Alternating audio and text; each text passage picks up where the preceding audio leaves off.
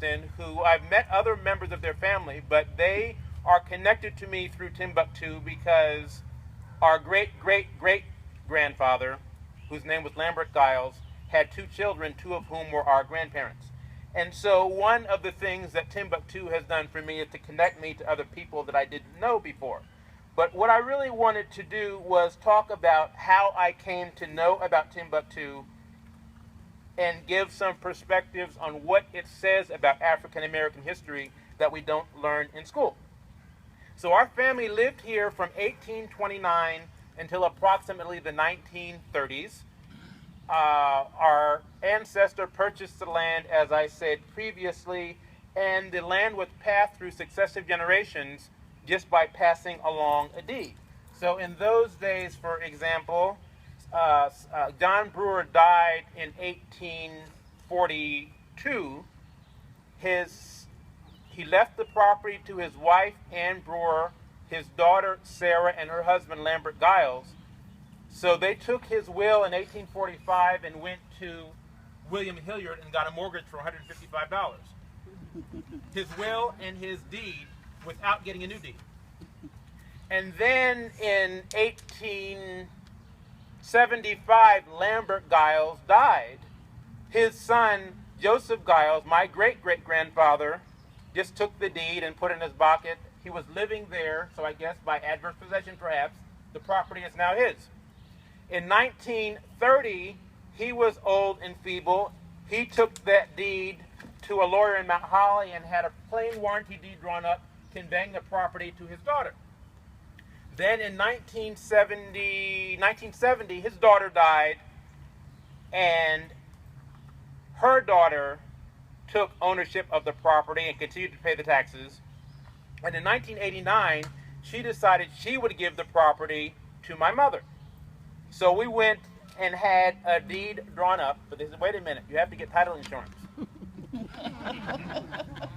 This property doesn't belong to you, Lillian Giles, in 1989. Didn't belong to your mother in 1970. Didn't belong to her father in 1930. Didn't even belong to her father in 1875. It belonged to him and his 6 siblings. So you have to do a quiet title action to eliminate the interest of all the other heirs, one of whom was the family of my cousin Tracy and Carla. And we went through that process. But the interesting thing about it was, to me, that over all of those years, nobody questioned the transfer of ownership. So we know that's not something that we would do today in the year 2014, but that is how we conducted business in the past. So I wanted to go back to the story of how my cousin Lillian gave this property to us in 1989. My mother and I went to her house. She said she wanted to give us the property. My mother might have known more about this than I did, but she just took an envelope. Out comes the original 1829 deed on parchment paper. I have copies of it here, actually, and I wanted to circulate them to see what people, so people can appreciate what I had access to. You can just pass it around to see. Those were original documents from 1829 and 1831, because we bought one parcel in 1829 for $30, another one for $8.50 in 1831. The original 1842 will, tax receipts, mortgage receipts over that period, and all of these are original documents. And so the thing I like about these original documents is that I'm able to take information from those documents and learn a lot about my family. What could I do with those documents? I could establish a chain of title to show that John Brewer really is connected to Mary Weston, even though there's 150 years apart between the ownership of those respective parties. I could paint a portrait of who my ancestors were and what they did, because there's information, for example, for 1875 and 1876, a mortgage was paid with a wagon load of bricks at $2 per thousand. So that meant, I originally thought that my great-great-great-uncle drove up to William Hilliard's house with a wagon load of bricks. I later learned that William Hilliard owned a brickyard, so probably my family members worked until they produced that many bricks, and that allowed them to pay the mortgage. But the mortgage was paid between 1845, The last payment wasn't made until 1896, I think, so obviously there were many, many missed years there, but basically I also have the mortgage receipts. I guess I didn't bring them here. On the back of the indenture of mortgage, they were just right. Received of John Giles, $3 for the 1846 payment. Received of Ann Brewer, $4 for the 55 payment, and we have those records as well. And so, again, you get a picture of what your ancestors did and where they lived, because you have almost a narrative of different things about them.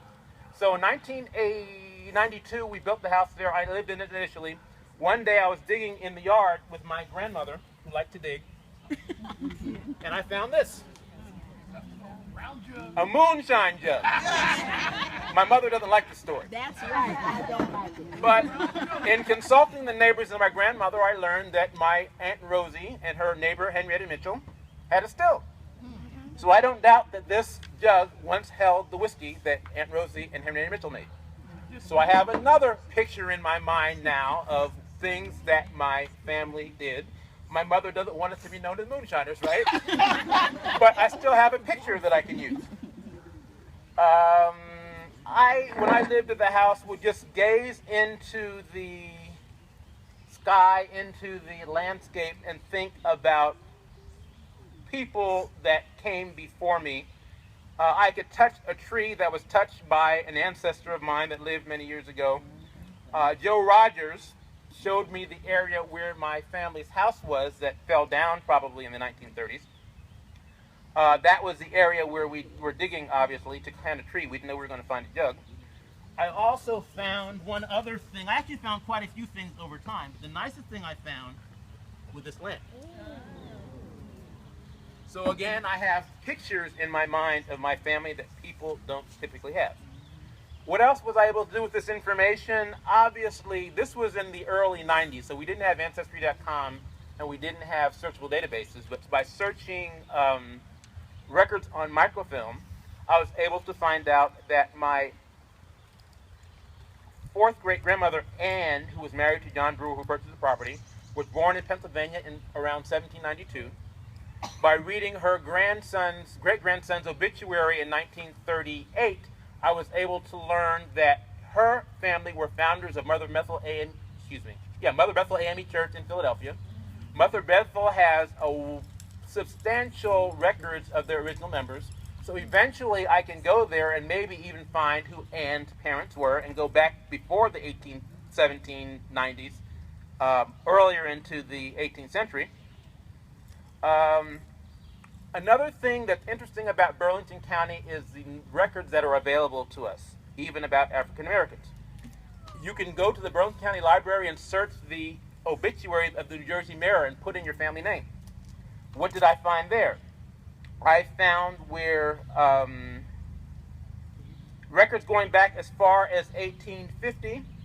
I found an obituary of my third great-grandfather, whose name was Lambert Giles, and I would like to read that to you because it gives me insight again into what it was like for black people who lived in this area in that time.